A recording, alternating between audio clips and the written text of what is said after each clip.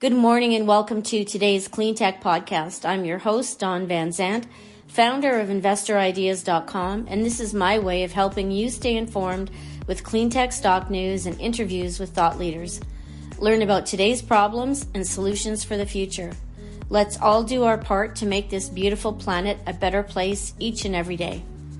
Good morning. Today I'm talking to Dr. Stuart Poor, the Chief Environment Officer for Cognizant, trading on the Nasdaq, CTSH, an IT consulting company that works with the Global 2000. Dr. Poor is dedicated to helping Cognizant deliver its net zero carbon emissions reduction goal, as well as enabling their customer base to utilize AI and IoT to support sustainable and equitable economies. Well, thank you for joining us today, Stuart. Can you talk about your current role at Cognizant and give our listeners a brief background of what led you to this point? Yeah, so thanks, Dawn. Nice to speak to you today. I oversee Cognizant's approach to sustainability, and with a focus on climate action and delivering net zero greenhouse gas emissions, and also looking at the company's approach to climate risk management as well. So that's my main focus. For anyone who's not aware, Cognizant is a Fortune 200 business, professional services, IT professional services, focused very much on generative AI, and with a significantly sized workforce of about 350,000 associates spread around the world, mostly in India, and so that's where I spend a lot of my time in terms of thinking about how we can reduce our environmental impact. Prior to Cognizant, I've spent over 20 years now working in a variety of in-house corporate sustainability roles across lots of different sectors, and also in the non-governmental organisation sector as well. So working with WWF, large, well-known global environmental NGO, are helping businesses to manage their environmental impact, their supply chains more specifically, in a more responsible and sustainable way. So I've accumulated a fair amount of experience across the sustainability agenda, looking at it from various different angles and vantage points, and now I'm applying those experiences and skills to the IT services sector. As I say, we are a large organization. We have significant global reach. We have a relationship with many and partnership with many very significant global businesses with much greater impacts than ours. And so we're thinking hard about how we can help them to manage their impacts sustainably, both socially and environmentally. And I think my time at Cognizant has in many ways sort of reinforced my passionate belief in the role of technology to propel us societally towards a low carbon, low waste circular economy. I think there's a really powerful role for companies like Cognizant and particularly the AI solutions we're developing to combat the significant environmental challenges that we face globally. So I'm enjoying my role and always happy to talk a little bit more about what it involves more specifically. Sure. So in that line, can you talk about your key objectives right now and what your top priorities are? Yeah, so I helped Cognizant to set a net zero emissions goal, and that involves a focus on, firstly, ensuring that we are sourcing renewable energy. We have a goal in place to ensure 100% of our electricity sourcing is from renewable sources by 2026, so that's wind and solar. And with the majority of our energy consumption located in India, that's the focus for scaling up contracts with clean energy developers and committing in the long run to source wind and solar energy from them. So that's the first element. Coupled with that, we are seeking to reduce our overall electricity consumption through energy efficiency measures in our data centers and our offices around the world. We are under pressure to travel, of course, to develop relationships with our clients and with each other. And so we've got to be really careful about the way that we fly and the need to optimize consumption according to that area of impact. And then finally, and to be honest, where I spend most of my time these days is in our supply chain, which accounts for nearly 80% of all of our emissions. That's very much where the game is going to be won and lost in terms of our net zero emissions goal. And so I spend a lot of time talking to our major suppliers and helping them to commit to net zero science-based emission reduction targets themselves, so that we can feel confident that the purchased goods and services that we bring into our organization are coming from lower carbon sources, and that shows up on our carbon ledger, our account. So that's material to our own goal.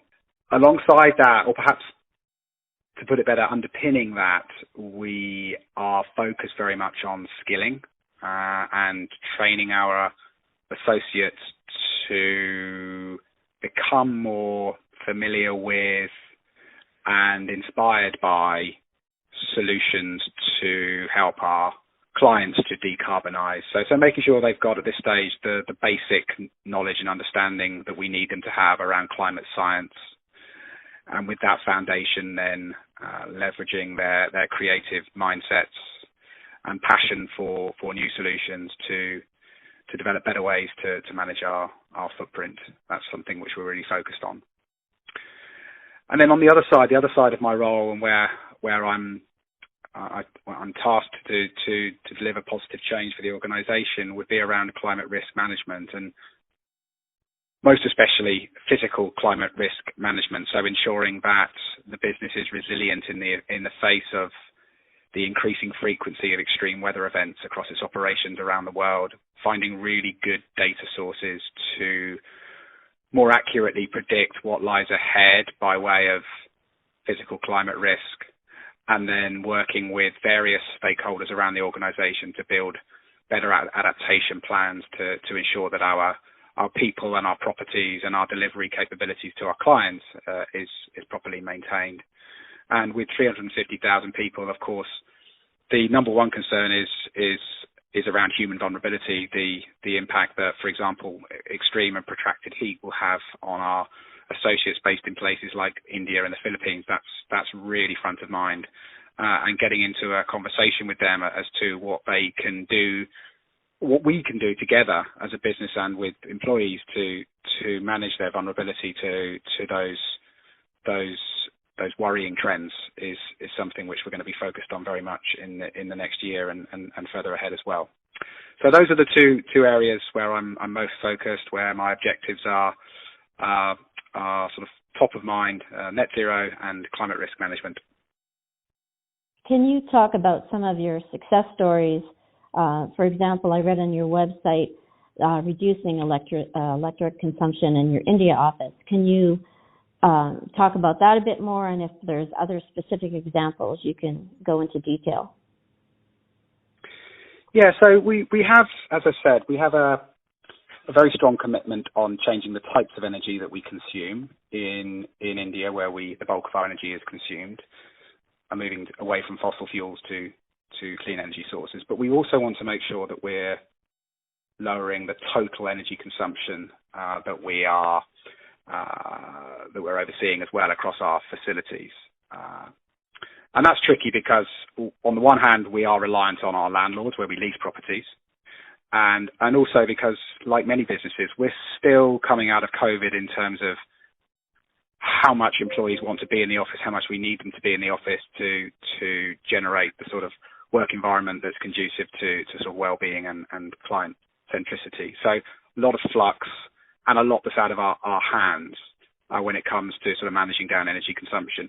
Nevertheless, we have started to make some important moves with regard to deploying AI solutions in our offices. And so for one of our large buildings in Chennai, it's a collection of buildings in Chennai, we've developed a building management system which sits on the cloud and which allows us to process a vast quantities of data on power consumption and therefore pinpoint areas of inefficiency and identify remedies for that.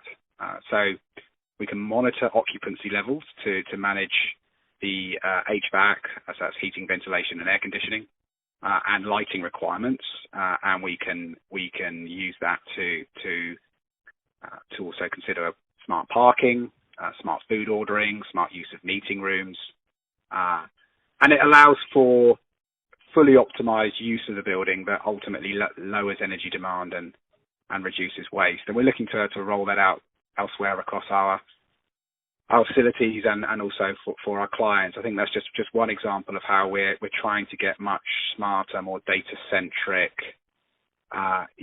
gathering bigger pools of data to properly assess and develop ways to become more energy efficient alongside, as I say, changing the origins of the energy that we're bringing into the organization as well. And you said earlier you have obviously big corporations you're dealing with. How is your client base embracing AI and tech to resolve pollution and climate issues? And do you find it's open arms, or are there any obstacles, or how can you describe that? Yeah, so it is still early days. We're fully leaning into AI, as you'd expect for an organization of our type, but it takes time for solutions to land, to become operationalized, to deliver the value that we know they can. We have made some prominent moves across different sectors with both IoT and AI solutions. So the first thing to say, I think, is, and just for your listeners, just to simplify what we really mean by AI firstly, and I am in danger of being a little reductive here, but at least it might help orient people to the types of solutions I'm describing. So AI for us is about helping organizations get access more rapidly to bigger pools of more accurate data relating to consumption, and in ways that helps identify better solutions to reduce waste and emissions and cost. So that's how I very simply think about it. And there are so many different examples of how we're doing that right now and utilizing AI increasingly in the process. So a couple of examples I would give just to help you get a handle on what I mean by all of this. So on the one hand, we've worked with a global leader in water pump manufacturing to help create what they describe as an intelligent water management system that can prevent, predict, and react to the various operational issues that spring up. Specifically, we've designed an end-to-end IoT solution comprised of remote monitoring, managing, controlling, and maintaining the installed base of pumps through predictive maintenance and condition monitoring. And then with this, the customer can, for example, locate leakages and optimize energy consumption. And that's an interesting project that we've worked on with an NGO, and which is bearing fruit on the ground for the communities impacted. And then secondly, and so following a not dissimilar theme, we've deployed an end-to-end solution for a large retail chain to reduce food waste by embedding a suite of hardware and software elements and a cloud platform with analytics as a bit of a wraparound. And the outcome has allowed better monitoring and prediction of refrigerator conditions to create early alarms for food wastage. And the sensors have collected data from refrigerators in the vehicle fleet and across supermarkets, and all necessary data such as energy consumption, temperature, and humidity are periodically collected and sent to a cloud platform in nearly real time. And so advanced analytics and condition monitoring solutions are designed and integrated with business processes to ultimately reduce the time it takes field service engineers to repair the refrigerators and save the food from unnecessary wastage. So that's just two examples of where we're using IoT, machine learning, and an element of AI to help minimize waste and ensure more sustainable outcomes for our clients. Talking more about water, because personally I believe if we manage the water, which basically our planet's comprised of, I think will address a lot of the problems. And one of the things I was excited to see on the website is Cognizant Ocean. Can you talk about that program? Yeah, I'm really excited by Cognizant Ocean, which launched middle of last year. It's been going about 10 months now. And you're right, it's a kind of a basket of solutions towards sustainability in what we call, not just the Cognizant calls, it's generally referred to as the blue economy. In essence, we're using AI to, and this sounds a bit grandiose, but to save the oceans while growing the blue economy. And as we know, oceans are in a perilous state, besieged with overexploitation. Ocean acidification is increasing. Biodiversity across marine ecosystems is declining quite drastically. So if ever IoT and AI were to be used to address environmental degradation, then this would surely be an area where it needs to happen fastest and most urgently, especially for businesses that rely on a thriving and sustainable blue economy.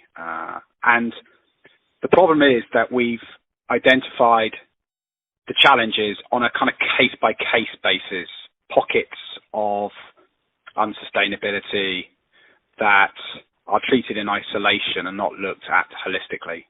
And from a climate and ecosystem perspective, when you treat a problem in isolation, you run the risk of making the whole problem far worse.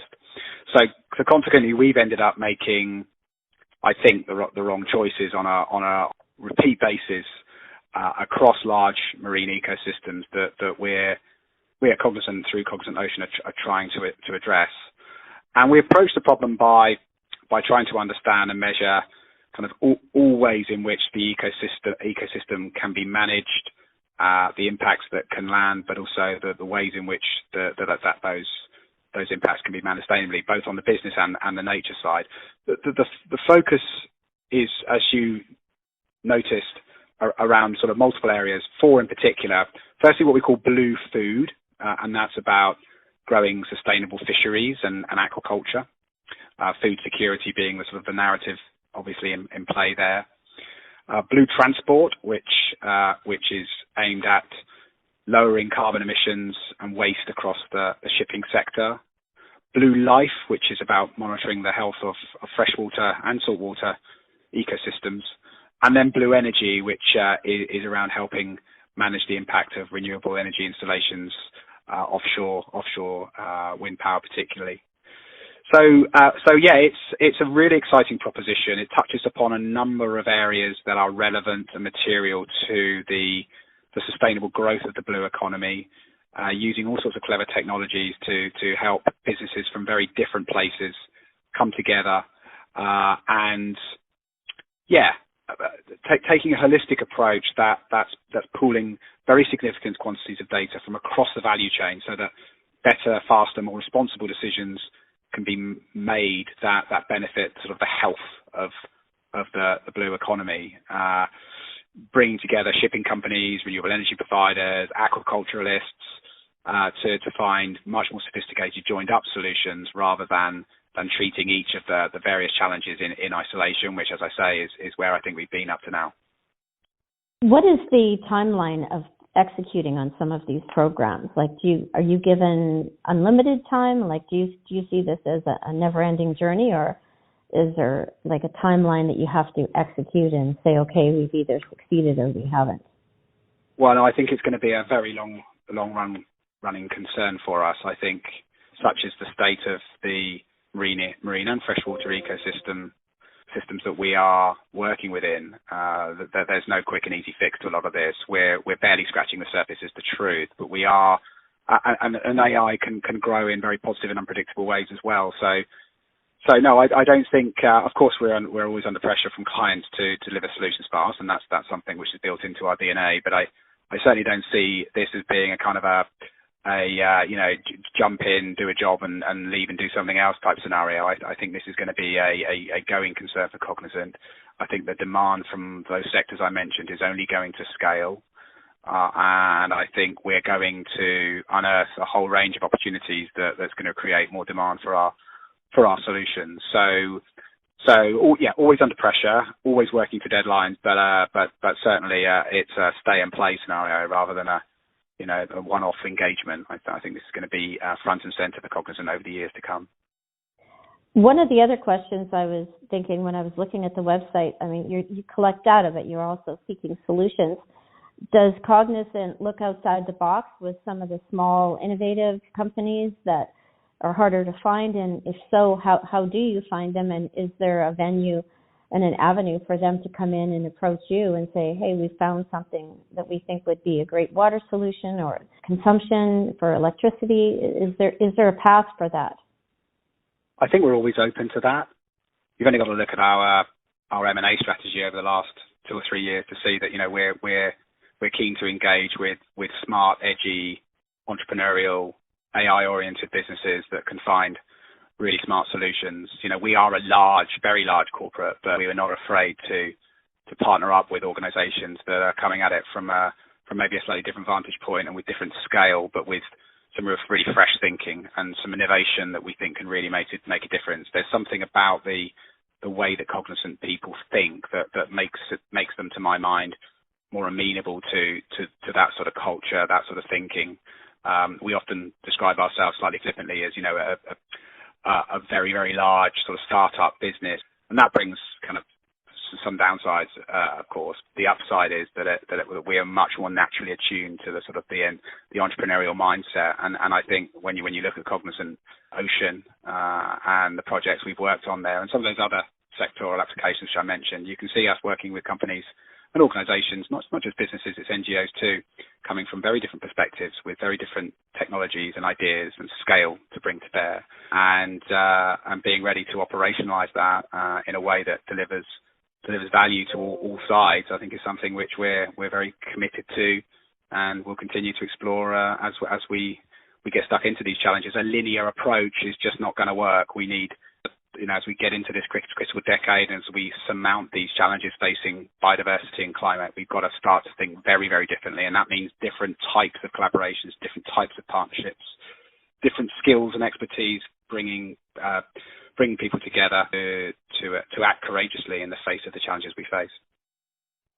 Another thing I wanted to ask you is the process. How does Cognizant share climate data with their clients and then incorporate it to actually see actionable results? On that, to follow up with that, for our listeners, how would they get a sense of what this is going to look like and how it would impact their everyday life? How do we see this as consumers at the end? Yeah, really interesting question. So the first thing to say, getting a little bit detailed, but I think it's really important, and anyone working in sort of corporate sustainability will relate to the importance of this. We are under huge pressure to give our big clients the data they need to calculate their emissions and their impact more effectively. And without that, they're forced to make all sorts of estimations which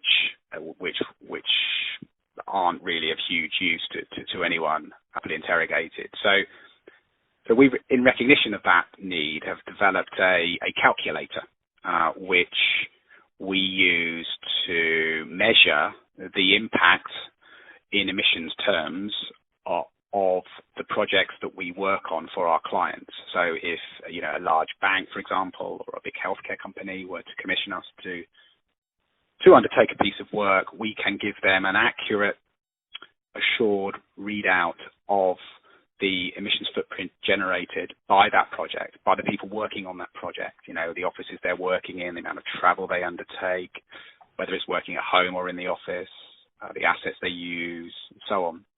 We can give a reasonably accurate readout of the emissions generated, and we can report that then to the client, and they can then take that away and incorporate that into their carbon reporting. And we're seeing, kind of significant benefits for clients as a result of that. They're able to generate much higher levels of accuracy. Generally speaking, when you move from sort of spend-based estimates, which is what you rely on if you don't have the actual data on the goods and services that you buy in, you end up with inflated totals, whereas getting actual data from your clients, from your suppliers, gives you typically a much lower footprint, and therefore you can save on the costs of, for example, buying carbon offsets to neutralise that impact. So proposition is well received in the market. And then to your sort of slightly bigger but potentially more interesting question around what can individuals expect to see from all of this? Well, the first thing to stress, of course, is that we're B2B business, so we are helping the big companies that consumers generally interact with and buy from to manage their impacts more effectively. So we have a kind of indirect relationship with the consumer. But I think as AI, for example, starts to evolve, so I think that will generate much higher levels of transparency, as such that you'll be able to see, you'll be able to lift the hood on the products you buy to see the entire value chain that the companies you're buying from are using to bring the product to market, and that will include the role of organisations like Cognizant as the sort of the IT professional servers sat behind the scenes doing their work. So our role will become much clearer as transparency improves, and we're leading the charge in helping generate that transparency. But I think ultimately it will boil down to the most material ways in which, as individuals, we can reduce our impact. Through, for example, the diets that we have, moving away from meat diets as much as possible towards sort of vegetable-based diets, optimizing the way we travel, thinking about the appliances we buy and the shopping habits which we have. Pretty much every area that corporate activity that sits behind those impacts is potentially touched by Cognizant and the solutions we bring to bear. So I've already mentioned how, for example, the work we do with supermarkets to reduce waste. So that will change the consumers' interaction with food products in the supermarket. It will change the way that sort of out-of-date food may be considered, and that can lead to sort of different choices, different options with regard to sustainable diets, which in turn will have better environmental impacts. So lots of ways in which we're sort of sat behind the scenes, working with the big companies that we typically interact with through retail, and bringing more transparency to what that actually involves, so that people can see for themselves the provenance behind the products that they buy, and you can see what Cognizant's role to support that will be. And expanding on transparency, I think one of my personal frustrations, and I think anyone that's actually an advocate of the environment, is looking at some of these big corporations, and they're showcasing an ESG policy while simultaneously they're on the top 100 polluters list. And I know this is a difficult question for you to answer, but how does Cognizant differentiate between statements and delivery? Yeah, really, really good question. Greenwashing is without question a problem, and it's one that regulators are fortunately catching up with, particularly in the European Union, but elsewhere as well. You're starting to see some moves in the US too. And as you say, I think that's pointed at this dissonance between what the PR would have us believe and what actions on the ground would actually represent, and it's about closing the gap between the two. Cognizant as a professional services business is less in the crosshairs of this, I think, than, for example, a petrochemical company or an automotive business would be, but we do still have a footprint, as I explained earlier, and so we absolutely, intellectually, morally, and practically, are needing to ensure that we're not communicating disingenuously about the work we're doing on sustainability. The best place to start here, of course, when you're developing a plan, is to ensure that it's science-based. So if you're working on a carbon and emissions reduction plan, you've got to make sure it's consistent with the need to keep global temperatures below 1.5 degrees, as agreed at the Paris Agreement in 2015. And there are ways in which you can get your plan externally validated, which we have with an organisation called the Science Based Targets Initiative. So the plan is science-based and it's been externally validated. That's a great start, but it's not a guarantee that you won't then come on to greenwash. we only publish emissions data that has been assured by auditors, so you can really trust the data as being subject to rigorous scrutiny, which should give you an additional level of comfort. I think there's also a role for good governance in your organization to oversee the substance of the work being undertaken and to ensure that your communication strategy properly articulates that and doesn't stray beyond the essence of that work and towards ill-advised claims that are stretching the boundaries in terms of what's actually happening. So having good executive and non-executive governance in place, I think, is really important. And then on a sort of slightly softer, more cultural front, I think it's about ensuring that we're maintaining our integrity and humility in the face of the challenges faced. Oftentimes, when you more closely examine greenwash, I think it's partly reflecting a lack of appreciation, a lack of acceptance of the scale of the challenges that we're facing. Partial incremental solutions, but with enormous problems like marine stewardship or climate change, and the dissonance between the two is often glaring and obvious, and that's what I think regulators are most especially targeting at this stage. But it's about being humble in the face of the scale of these challenges we face, and being clear and consistent, objective about what the work done so far to address these challenges represents and how much further there is still to go. And I think as long as you've got that sense of perspective, then and you're acting and approaching it with a degree of humility, then I don't think you'll go far wrong. As long as everyone in your organization, everyone involved in the communication is signed up to the same approach and principles and delivers against that wherever the company seeks to explain to its stakeholders the approach it's taking to sustainability. In closing, just from your own personal perspective and looking at how we got here in this situation, as you said, the scale of it is massive of what you have to deal with. Looking at greed and a disconnection to nature got us to this place. Do you think AI data, which is hopefully just the truth, I mean, data should be just the truth, and facts and information, do you think that can take us to a new place and really solve this problem? Yes, for as long as it's anchored to science and it's managed in a responsible way with clear accountability and transparency in mind, then yes.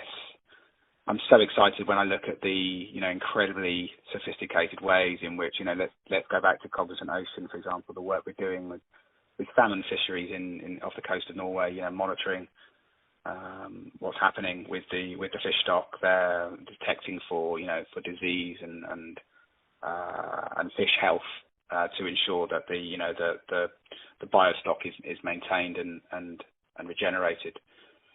Using very clever models and sensors underwater, and then bringing that data in with other data sources to develop real-time solutions, and then watching AI go to work to grow exponentially the pathways and the roadmaps for more sustainable management over time. It's just so exciting. And so, well, in some ways, working on sustainability, it can be extremely depressing, and this sort of application of technology just gives you hope that maybe despite all the doom and gloom, despite the kind of exceeding our planetary boundaries and environmental limits and breaching the 1.5 degree limit, maybe, just maybe, there are some step changes that we can oversee through AI to get us there. But I think everyone at Cognizant is brutally aware that we can't rely on technology for everything. We've got to walk the hard yards operationally too. This blind faith in technology and the idea that we can continue on a BAU trajectory with our consumption patterns in the hope that somehow AI can pull us out of the breach, I think is something which jars with the kind of the Cognizant cultural mentality. Yes, we believe in the power of AI. Yes, we believe in the role of technology in pivoting economies towards low carbon and low waste, and we're working as hard and as furiously as we can to give access to our clients for that. But we also know that we've got to reduce our own footprint, and we've got to change the way we interact with the natural world in order to stay safely within the limits that we know and the scientists tell us we need to work within. So it's having the right approach to the right mindset, calibrating our reliance on AI in the right way, so that we don't end up down a rabbit hole and in the wrong place because we haven't considered all the various opportunities and the challenges and the hurdles that lie more immediately in front of us. So I'm an optimist, and I'm hugely excited and comforted by what I see happening in the world of AI in terms of sustainability challenges.